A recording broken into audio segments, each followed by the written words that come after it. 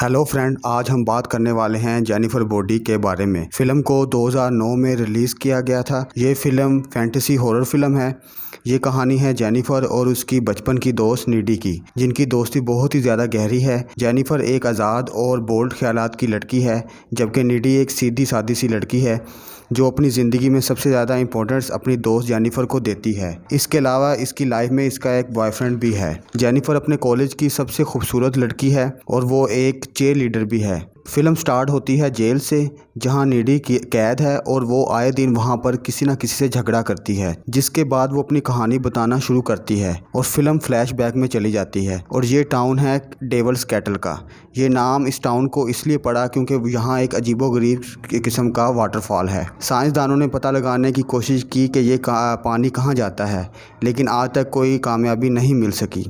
दूसरी तरफ है जेनिफर, जो अपने रूम में अकेली है। इसकी हालत देखकर लगता है कि वो काफ़ी बीमार है। वहाँ नीडी भी आ जाती है। जेनिफर अपनी दोस्त नीडी को एक पार्टी में जाने के लिए मना लेती है। जेनिफर उनकी परफॉर्मेंस से बहुत मुतासिर होती है। जेनिफर इस बैंड के मेन सिंगर से बहुत ज़्यादा इम्प्रेस होती है और इससे बातें करना शुरू कर देती है। इस दौरान इस क्लब में आग लग जाती है। सब लोग अपनी जान बचाकर निकलने की कोशिश करते हैं। नीडी और जेनिफर भी वॉशरूम के जरिए बाहर निकल जाते हैं। बाहर निकलकर वो बैंड जो क्लब में परफॉर्म कर रहा था, वो जेनिफर को अपने साथ जाने के लिए मना लेते हैं। नीडी अपनी दोस्त जेनिफर को बहुत मना करती है, लेकिन जेनिफर इन लड़कों के साथ चली जाती है। नीडी घर आकर अपने बॉयफ्रेंड को सब कुछ बता देती है। इस दौरान नीडी को अपने घर में किसी की आहट सुनाई देती है। जब वो बाहर जाकर चेक करती है तो उसके सामने कोई और नहीं, उसकी दोस्त जेनिफर खून में लथपथ खड़ी होती है। लेकिन जेनिफर अपनी दोस्त को देखकर हंसती है और फ्रिज में से चिकन निकाल कर खाना शुरू कर देती है। नीडी और इस दौरान इससे पूछती है कि ये खून किस चीज का है, लेकिन जेनिफर अजीब सी आवाजें निकालती है। इसके बाद काली उल्टियां करती है। इसके बाद जेनिफर फिर से हंसते हुए अजीब सी हरकतें करती हुई चली जाती है। नीडी इसको संभालती है और फिर जेनिफर नीडी को मारने की कोशिश करती है, लेकिन वो खुद पर कंट्रोल करके वहां से चली जाती है। अगले दिन नीडी इन सब के बारे में सोच रही होती है कि इस दौरान जेनिफर वहां आ जाती है। नीडी इसको देखकर हैरान रह जाती है क्योंकि जेनिफर पहले से ज्यादा फ्रेश होती है। नीडी इससे कल रात को होने वाले वाक़े के बारे में पूछती है, लेकिन जेनिफर इसकी बातों पर कोई ध्यान नहीं देती। और दूसरी तरफ हमें दिखाया जाता है वोल्विस्की का कैरेक्टर, जो इनके कॉलेज में प्रोफेसर है। वो इस रात की बात करते हैं जिस रात क्लब में आग लग गई थी, जिसकी वजह से कॉलेज के कुछ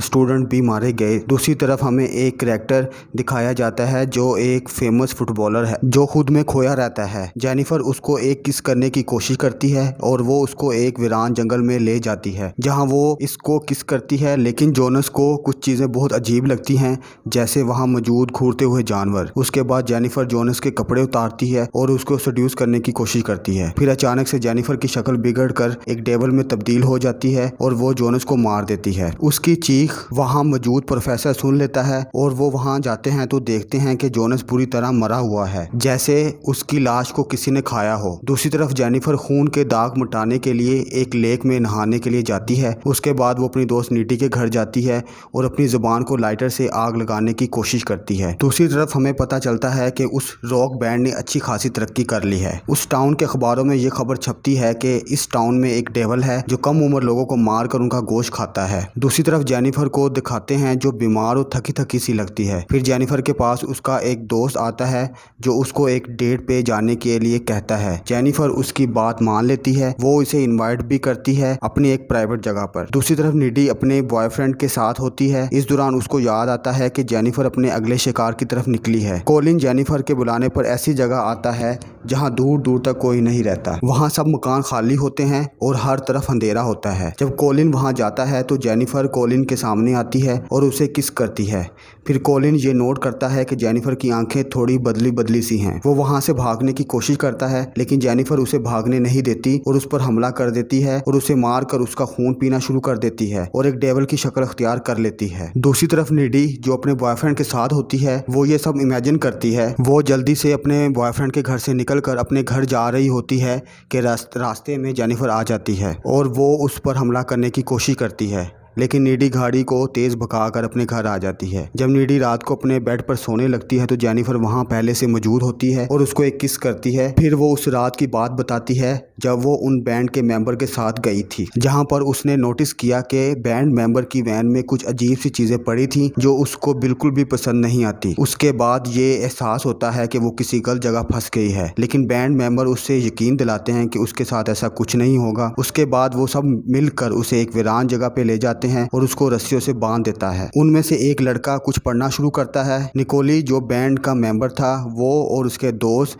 बेसिकली शैतान की पूजा करते थे और वो ये सब इसलिए कर रहे थे ताकि वो अपने म्यूजिकल कैरियर में सक्सेस पा सकें। उन्होंने मुझसे पूछा था कि क्या तुम वर्जिन हो, तो मैंने उन्हें कहा था कि हाँ मैं वर्जिन हूँ। बेसिकली उन्होंने मुझे मारकर शैतान को सेक्रीफाइस करना था ताकि उनको कामयाबी मिल सके। बैंड मेंबर चाकू से जेनिफर को मारकर उस झरने में फेंक देते हैं। यहाँ ये बात भी पता चलती है कि जेनिफर वर्जिन नहीं होती, इस वजह से वो बच जाती है, लेकिन जिंदा बच जाने के बाद वो नॉर्मल नहीं रहती, उसके अंदर शैतान हावी हो जाता है। जब जेनिफर की आंख खुलती है तो वो सीधी नीडी के घर जाती है। फिर वो नीडी को एग्जाम्पल के तौर पर अपने हाथ पर चाकू मार कर दिखाती है, जो थोड़ी देर बाद ठीक हो जाता है। नीडी को ये सब अच्छा नहीं लगता। उसके बाद वो जेनिफर को अपने घर से जाने के लिए कहती है। अगले दिन दिखाया जाता है कोलिन का फनरल। अब वो नीडी को जेनिफर की सब बातें अजीब लगती हैं, इसलिए वो जेनिफर की कही हुई सब बातों पर रिसर्च करना शुरू कर देती है। वो अपने टाउन की लाइब्रेरी में जाती है। वहाँ वो पैरानॉर्मल बुक्स की रीडिंग करती है ताकि वो सच को जान सके। बुक रीडिंग के बाद नीडी को पता चलता है उन बैंड मेंबर से गलती हुई थी क्योंकि जेनिफर को वर्जिन समझ रहे थे। उसके बदले में वो तो फेमस हो गए, लेकिन जेनिफर में शैतान हावी हो गया। उसका सिर्फ एक ही हल है कि जेनिफर के दिल में चाकू मार दिया जाए। नीडी ये सब बातें अपने बॉयफ्रेंड चिप को बताती है, लेकिन चिप को इन सब बातों पर यकीन नहीं आता। दूसरी तरफ कॉलेज में चल रही है पॉम पार्टी। इस पार्टी के लिए सब स्टूडेंट तैयार हो रहे हैं। दूसरी तरफ जेनिफर बहुत बुरी हालत है। इस बार वो किसी और को नहीं, चिप को निशाना बनाती है क्योंकि चिप उसे रास्ते में मिल जाता है। दूसरी तरफ नीडी को शक हो जाता है कि चिप कहीं जेनिफर के साथ ना हो, क्योंकि वो दोनों अभी तक पार्टी में नहीं आए थे। वो चिप के घर जाती है। वहाँ उसे पता चलता है कि चिप पार्टी में गया है। दूसरी तरफ जेनिफर चिप को एक स्विमिंग पूल ले जाती है। नीडी अपने बॉयफ्रेंड को तलाश करते करते उस स्विमिंग पूल